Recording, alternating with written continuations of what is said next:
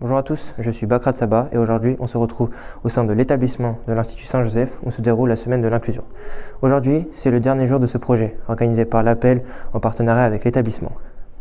À l'occasion de 5 jours consacrés à l'autre et à la différence, les élèves du premier et du second degré ont pu participer à des interventions menées par l'équipe pédagogique comme le jeu de loi avec Madame Magana ou encore les quiz organisés par Madame Pozo, mais également des animations organisées par les intervenants extérieurs de l'établissement comme le théâtre forum pour les collégiens ou aussi l'atelier philo pour les lycéens.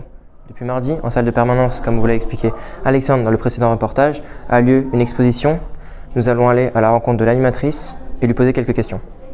Nous nous retrouvons actuellement en salle de permanence pour aller interroger l'animatrice. Bonjour madame, j'aurais 3 questions à vous poser. Pour commencer, pouvez-vous nous faire une rapide présentation de l'intervention? Bien sûr.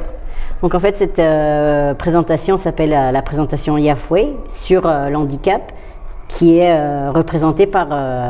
c'est pas juste un handicap, ou c'est pas juste des différents familles d'handicap.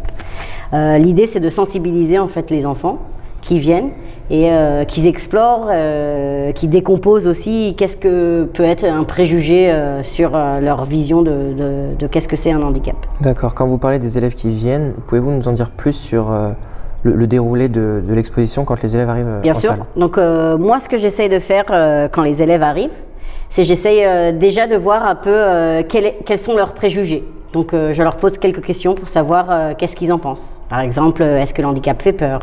Est-ce que le handicap est une maladie? Et je vois, je jauge d'où on vient et qu'est-ce qu'on a encore à apprendre.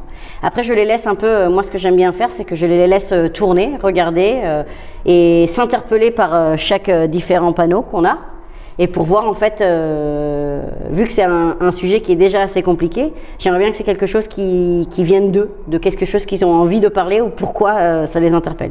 Donc il y en a beaucoup par exemple qui vont vers je sais pas parce que je suis sourd que je n'ai rien à dire.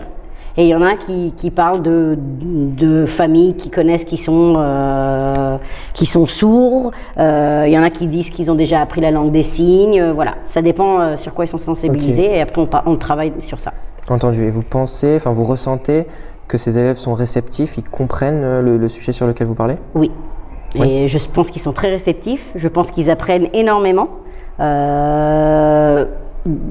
Qu'est-ce que c'est vraiment une personne porteur d'handicap et je pense que ça leur ouvre un monde et ça leur donne un autre regard sur qu'est-ce que c'est le handicap aujourd'hui en France. Très bien, je vous remercie. Au revoir.